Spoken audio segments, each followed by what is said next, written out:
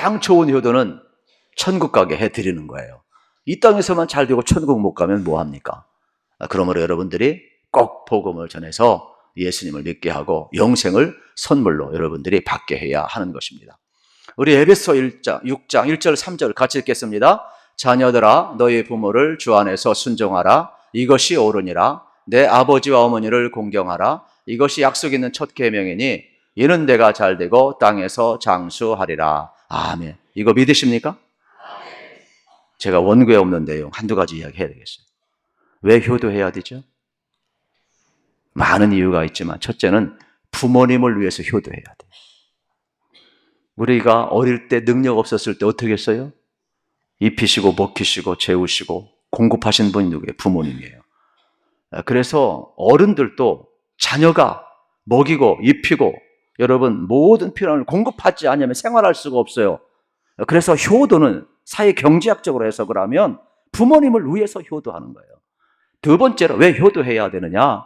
여러분 행복한 가정, 사랑의 가정을 만들기 위해서 효도를 해야 돼요. 부부간에 아무리 금실이 좋아도 효도하지 않는 가정은 절대로 행복할 수 없어요. 부모님과의 관계가 깨지니까 그 잘못된 것을 남편에게 투영하고 아내에게 투영하는 거예요. 여기 계신 분들 친정 부모님에게 잘하듯이 시댁에게 똑같이 잘하시기를 축복합니다. 그러면 관계가 회복이 돼요. 친정 부모님은 편한데 시어머님은 아무리 잘해도 한 달에 이 시자가 들어가지고 시금치도 먹기 싫은 사람도 있는데 그걸 뛰어넘어야 돼요. 똑같이 하면 남편이 그걸 알아요. 그래서 이건 공동체적인 해석이에요. 그렇기 때문에 여러분들이 부모님 앞에 잘하면 부부관계 금실이 좋아요. 자녀가 그걸 봐요. 그래서 또 효도하게 되는 거예요. 그리고 세 번째는 나를 위해서 효도해요. 왜요? 하나님이 부모 공경하고 순종하고 여러분 효도하면 땅에서 잘 되고 장수의 복을 준다고 그랬어요. 우리가 이 복을 받으시기를 축복합니다. 그래서 이 예배가 마치는 순간에 우리는 예수의 영으로 충만했으면 좋겠고 여러분의 가정이 정말로 효도하는 가정으로 복 받으시기를 축복합니다. 성경 속에 보게 되면은 예수님과 친한 분들이 많이 있지요. 우리가 1차적으로 생각하면 제자, 12제자를 부르셔서 사람 낳는 어부가 되게 해주셨죠. 그런데 과연 이들을 친하다고 할 수 있을까? 그렇지 못해요. 왜냐하면 예수님이 붙잡혀갈 때 다 부인하고 도망갔거든요. 그들을 어떻게 친하다고 이야기할 수 있겠어요? 심지어 가룟 유다 같은 경우는 돈주머니를 관리하다가 어떻습니까? 자기 기대하고 다르니까 은 30 예수님을 팔아버리잖아요. 안면 몰수하고 왜 은 30에 팔아? 은 3만 정도 팔아거든 이렇게 해야지. 에? 창피하게만. 그러니까 이들은 친하다고 볼 수가 없어요. 그런데 예수님의 제자가 아니지만은 늘 예수님의 마음속에 있고 친근함을 가진 사람들이 등장을 하는데 그건 바로 베다니에 사는 삼남매, 우리가 잘 아는 나사로, 마르다, 마리아가 되겠죠. 이들은 정말 주님과 가까운 사이였어요.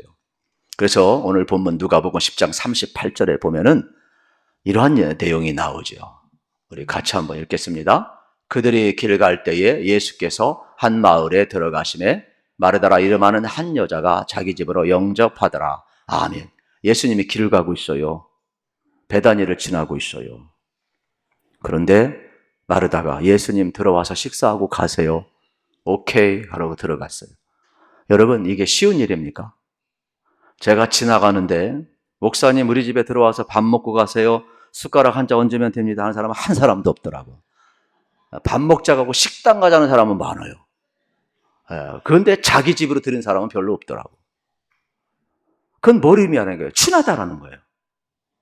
평소에서 친하기 때문에 마르다가 서스럼 없이 예수님을 자기 집에 초대하고 있음을 보게 되는 것입니다. 그렇습니다. 이 장면은 아무리 생각해도 처음 장면은 아니죠. 많이 지나다녔고 또 그것을 다 기록할 수 없으니까 이 한 부분을 저는 기록했다고 보게 되는 겁니다. 또 예수님도 부담감 없이 들어가는 모습을 보면 참 아름답습니다. 그래서 우리가 기존적인 관점을 좀 뛰어넘어서 하나님께서 좀 새롭게 여러분들에게 이 본문을 보게 해주시기를 원하고 있는데, 저는 너무너무 본문이 아름다워요. 그 다음 이어지는 장면은 더 미소를 짓게 하고 있어요. 여러분, 집에서 우리 자녀를 키울 때 어떻습니까? 이렇게 가만히 보면 아무것도 아닌 것 같은데 오손도손 토닥토닥거리며 투정 부리는 아이들의 모습 있잖아요. 그게 보이거든요.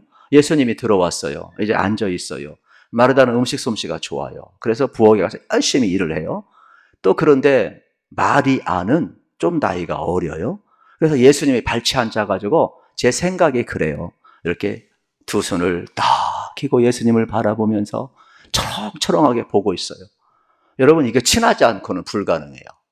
어떻게 발치 앉아서 민망하게 두 눈을 똑바로 뜨고 쳐다볼 수 있겠어요? 얼마나 친했으면 그러겠어요. 그런데 더 재미난 장면은 뭔지 아십니까? 가만히 일하다 보니까 마르다가 자기는 열심히 일하고 있는데 마리아는 노는 것처럼 보이는 거예요. 그래서 예수님 앞에 쫄랑쫄랑 와가지고 예수님 앞에 얘기하는 거예요. 예수님, 마리아 좀 혼내켜가지고 언니 좀 도우라고 좀 해주세요. 마르다도 예수님과 친하지 않았으면 불가능한 내용이에요. 예수님과 일정한 거리가 있다면 역까지 올라왔어도 말은 못해. 왜? 체면상 말 못하는 거예요. 이렇게 와가지고 예수님 앞에 마르다가 와서 예수님 좀 마리아 좀 혼내켜가지고 좀 언니 좀 돕게 해주세요. 예수님 내 모습 안 보여요? 나 혼자 너무 벅차요. 나도 예수님하고 가까이 있고 예수님 말씀도 듣고 싶고, 이런 투정을 부릴 수 있는 모습 재밌잖아요. 친하지 않고는 불가능한 거예요. 근데 예수님은 약간 더 이 마르다와 마리아 모습이 이뻐 보였나 봐요. 이렇게 정리를 하셔요. 마르다야, 너는 음식을 잘해. 그러니까 네가 해. 마리아가 가서 하면 음식 맛 없을지도 몰라. 네가 일해. 그리고 마리아를 향해서 이렇게 이야기합니다. 마리아야, 너는 그냥 한 가지 일만 해. 여기서 말씀 들어. 괜찮아. 너는 나중에 해도 돼. 이렇게 정리를 해버리셔요. 여러분, 이 내용을 보면은 여러분들이 약간만 시각을 바꾸게 되면은 얼마나 친밀했으면 이러한 내용이 나왔는가를 우리는 본문을 통해서 발견을 할 수가 있게 되겠습니다. 그렇다면 이러한 모습, 서로가 서스럼 없이 이야기할 수 있고 또 투정까지 부릴 수 있을 정도라면 정말로 친한 것 아니겠습니까? 저는 이 모습을 보면서 예수님도 친정오라비처럼 그들에게 있는 그대로 자연스럽게 이야기하고 있고, 또 마르다를 향해서, 마리아를 향해서도 그냥 한 가지 일만 해도 족하니까 마르다야, 너는 네 일을 하는 것으로 충분해. 네가 일하려면 내가 밥을 먹을 수 있겠냐? 그럼 마리아야, 너는 아직 어리지? 넌 지금 말씀 듣는 하나만으로 충분해. 이게 사랑하지 않고서는, 친하지 않고서는 할 수 없는 말들이에요. 결국은 이 모습이 저는 왜 이렇게 아름답게 보이는지 몰라요.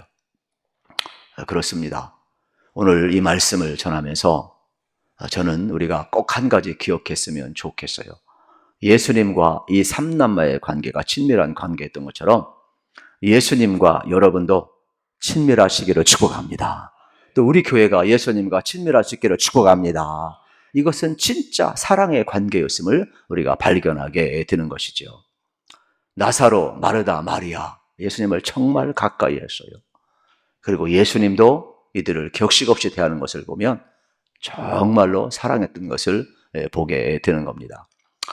두 번째로 삼남매가 예수님과 함께 나타나는 장면은 죽은 나사로, 여러분, 살리는 장면에서 우리는 등장하는 것을 봅니다. 어느 날 나사로가 병들어 죽게 되었어요. 의원에게 갈 수도 없어요. 그런데 그의 동생 마르다와 마리아는 너무 걱정이 돼요. 그래가지고 사람을 예수님 앞에 보내서 연통을 넣어요. 예수님, 빨리 와서 내 오라비가 죽게 되었는데 기도라도 해주세요. 아니면 주님 살려주세요. 도와주세요. 이런 내용 연통을 넣게 되는 것이죠. 저는 여기에서도 마찬가지라고 생각을 합니다. 평상시에 예수님과 친밀하게 지내지 않았다면 위기의 때 예수님 생각 안 났을 거예요. 평상시에 얼마나 이 삼남매가 예수님하고 친하게 지냈으면 평상시에도 예수님께서 또 여기 삼남매 집에 갔겠죠. 또 이들도 예수님 앞에 미주알, 코주알 다 이야기를 했겠죠. 우리는 무슨 일 조금만 이야기해도 목사님한테 이야기하면 고자질 한다고 말 못하게 하는데 그게 왜 고자질입니까? 예? 여러분 자녀의 일을 부모님이 아는 게 그게 왜 고자질입니까? 우리가 서로 알 때 모든 것이 소중한 것인데 어떻게 여러분 속에 일어나는 모든 일들을 목사는 왜 몰라야 됩니까? 생각을 바꾸세요. 목사는 다 알아야 교통정리가 되는 거예요. 아멘 좀 해보세요. 예, 예? 밖에서 엉뚱한 짓 해놓고 부모가 몰라야 됩니까? 말도 안 되는 거예요. 그렇게 해서 남을 욕하면 안 되는 거예요. 그래서 우리가 인생길 걸어가면서 여러분들이 하나님이 보고 계시고 우리가 영적인 가족임을 기억해서 이게 다 하나님을 위하고 여러분을 위하고 목회를 위하고요. 우리 모두를 위한 길임을 아셔야 돼요. 가정의 행복이 그 소통에 있다니까요. 오늘 우리 사이에 문제가 아니고 불통에 있다니까요. 엉뚱한 짓 밖에서 해놓고 문제 터지고 나서 맨 나중에 보고하는 사람 가장 나쁜 사람이에요. 보고 하지 말던지. 목회하면서 가장 힘든 게 그런 거예요. 예수님은 뭐 오죽했겠어요. 그런데 예수님은 정말로 친밀했어요. 그래서 예수님도 삼남매 사정을 잘 알고 삼남매도 맨날 예수님 앞에 가서 미주알, 코주알 다 이야기하고 있죠. 그런데 더 재미난 것은 뭔 줄 아십니까? 예수님이 어디 계신지를 어떻게 알았을까? 궁금하지 않습니까? 예수님은 예루살렘에 있습니까? 베다니만 있습니까? 아니잖아요. 예수님이 다른 곳 다 다니잖아요. 그러면 그 당시 뭐 핸드폰 있는 것도 아니고 뭐로 연락을 합니까? 사람을 통해서 연통을 하는데 예수님이 가신 곳에 사람을 보내서 예수님 빨리 오세요. 오라비가 죽게 되었어요. 도와주세요. 우리 자매는 할 일이 없어요. 예수님이 아니면 우린 절망할 수밖에 없어요. 그렇다면 적어도 우리는 뭘 생각할 수가 있어요? 예수님과 이 삼남매의 가정은 예수님이 자기 스케줄을 다 알려준 가정이 되겠죠. 저도 꼭 중요한 것은 꼭 부교육자들이 알리고 교회 또 중직에 꼭 알리고 그렇게 행동을 하거든요. 왜요? 무슨 일이 있을 때 비상 연락망이 있어야 될 거 아니에요. 비상 연락망 없이 우리가 어디 갈 수는 없어요. 그래서 항상 우리는 힘들어도 비상망을 연락을 해놓고 다니셔야 돼요. 절대로 혼자 잠수 타면 안 돼요. 이거 심각한 문제입니다. 인생을 살아갈 때 여러분들이 지혜롭게 살아가시기를 축복합니다. 더 놀라운 사실은 그러다 보니까 가장 위기의 상황 속에서 어떻게 됩니까? 마르다 마리아가 사람을 보내 연통을 넣을 수가 있었던 것을 볼 수가 있게 되겠습니다. 이것은 아주 친근함의 표시가 되겠죠. 그렇다면 우리들도 평상시 어떻게 지내야 될까? 방법이 없어요. 예수님 앞에 연통을 넣어야 되는데 여러분 직접 예수님 앞에 기도의 사연을 알았으면 좋겠어요. 예수님, 나 마음이 너무 힘들거든요. 예수님, 내 힘으로 이거 불가능하거든요. 예수님, 나 너무 외롭거든요. 예수님, 이건 누구한테 내 아픔 말할 수도 없거든요. 사연을 알아야 돼요. 그래야 여러분이 평상시 예수님과 친밀해져야 여러분의 위기 때 엉뚱한 짓 하지 않고 예수님 앞에 기도할 거 아니에요. 예수님 앞에 연통을 넣어야 될 거 아니에요. 그래서 평상시에 여러분들 어떻게 돼요? 예수님 앞에 기도 많이 하시고 여러분의 사연을 자꾸 연통하셔야 돼요. 할렐루야. 그래서 예수님과 친하게 지내시기를 축복합니다. 이만큼 우리는 언제나 예수님께 사연을 말하고 기도를 전달할 수 있어야 되는 것이 되겠습니다. 그리고 나서 예수님이 이틀 후에 나사로의 집에 와요. 그리고 무덤 앞에서 우셔요. 성경에 예수님 우신 장면이 그렇게 많지를 않아요. 예루살렘을 보고 우셨고 나사로의 무덤 앞에서 우셨어요. 이때 사람들이 이야기합니다. 예수님이 정말로 나사로를 사랑했구나. 저 베다니에 사는 이 삼남매를 정말로 사랑했구나 느꼈던 것이죠. 그래서 요한복음 11장 35절, 36절 병행 구절에서는 이렇게 이야기를 합니다. 예수께서 눈물을 흘리시더라. 이에 유대인들이 말하되 보라 그를 얼마나 사랑하였는가 하며. 유대인들도 놀랐다니까요. 얼마나 사랑했으면 눈물을 흘릴까? 그렇습니다. 예수님과 베다니에 사는 나사로, 마르다, 마리아의 관계는 이렇게 사랑의 관계였음을 보게 되는 것이죠. 그리고 예수님이 말씀을 하십니다. 무덤에 있는 나사로를 향하여, 죽은 나사로를 향하여 나사로야 나오라. 이거는 하나님의 영광을 위한 것이지만은 사실은 사랑의 표현이죠. 죽은 자를 살리는 능력을 보여주기 위한 것이 아니라 얼마나 나사로를 사랑했는가를 우리 주님이 지금 말씀하는 거예요. 나사로야 나오라. 나사로가 살아나는 장면을 우리는 보게 되는 것이죠.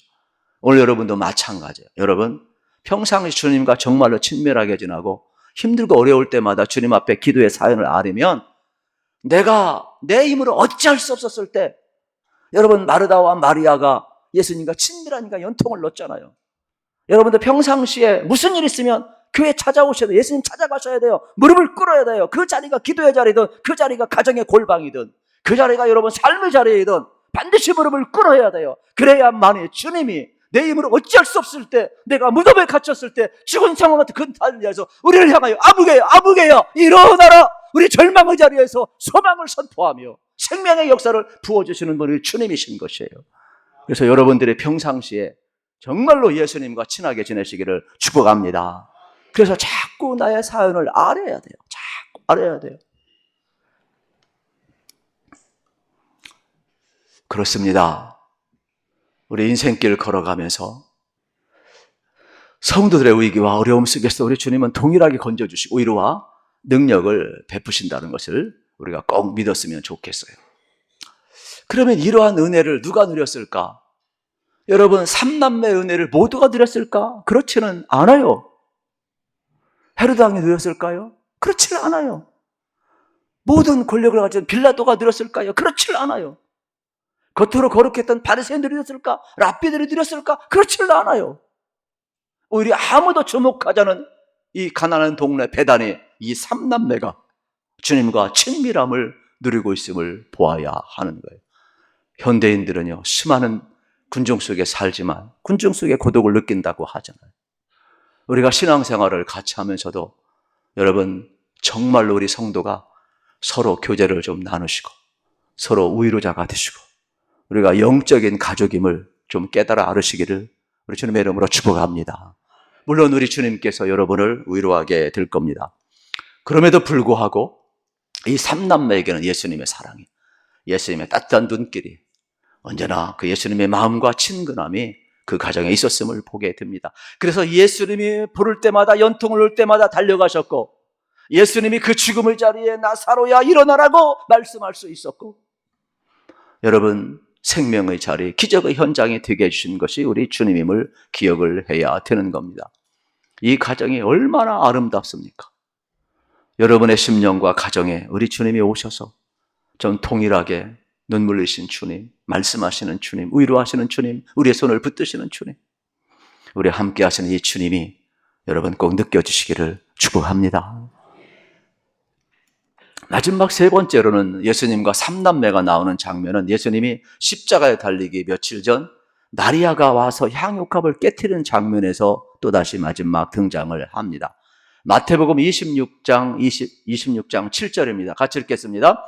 한 여자가 매우 귀한 향유 한 옥합을 가지고 나와서 식사하는 예수의 머리에 부으니. 아멘. 여러분 여기 한 여자는 보통 마리아로 해석을 합니다. 향유컵을 가지고 와서 예수님의 머리에 붓고 있어요. 예수님은 이제 잠시 후면, 한 주 후면 우리가 이야기하는 고난주간을 보내고 있지요. 십자가에 못 박혀 죽습니다. 마지막 누구하고 보내고 싶을까?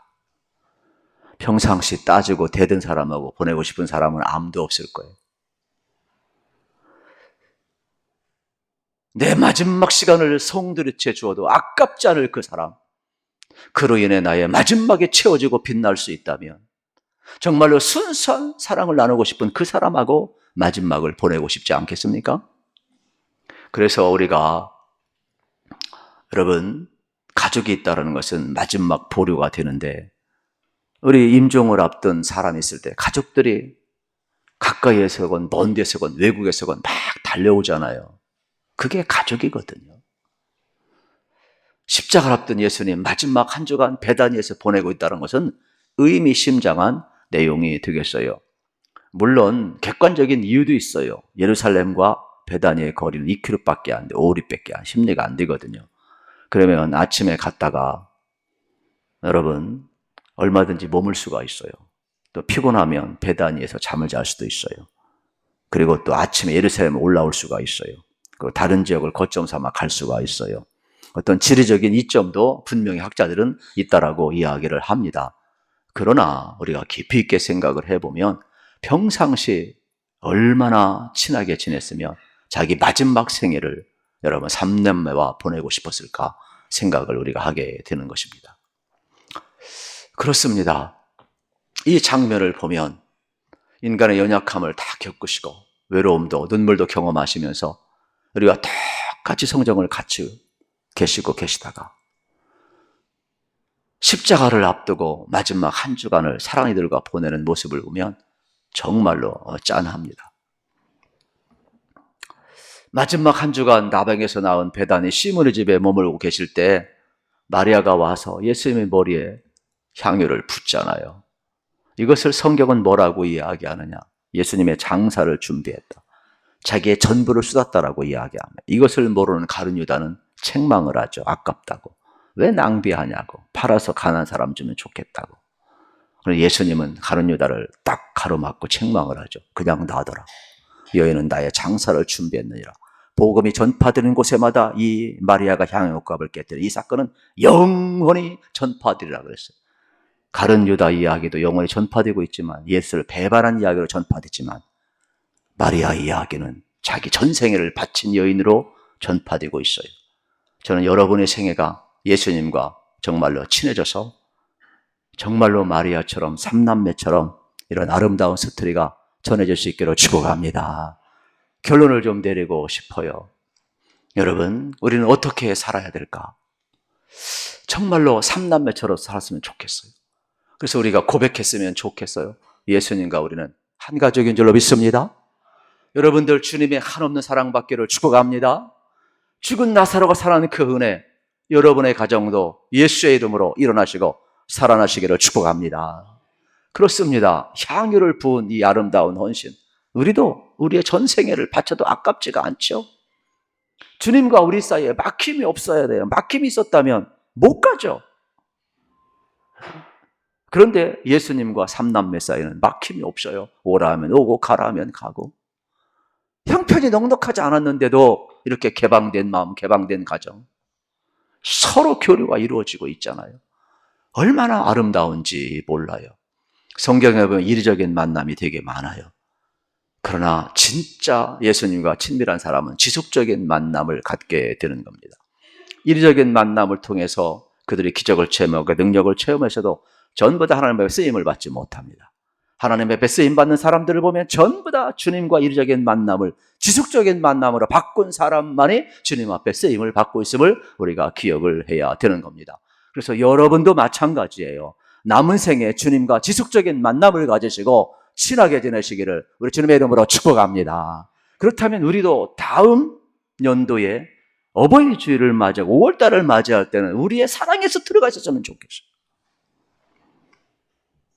제가 그래서 1부, 2부, 3부 말씀을 전하면서 오늘 또 이제 4부도 해야 되겠지만은 동일하게 내년도에는 정말로 예수님과 친밀한 우리의 사랑의 스토리로 한번 꾸며봤으면 좋겠다. 그러한 은혜가 꼭 주어지기를 축복합니다. 그래서 여러분들이 정말로 주님을 사랑하고 주님도 여러분과 언제나 함께하는 이 아름다운 모습이 우리에게 나타났으면 참 좋겠어요. 그래서 오늘 예배를 마치고 여러분 속에 예수님이 충만하기를 축복합니다. 효도가 회복되기를 축복합니다. 우리 자녀를 믿음으로 사랑으로 잘 양육하셔서 정말 주님 기뻐하는 이런 가정 되게 하셔서 행복한 가정 이루시기를 우리 주님의 이름으로 축복합니다.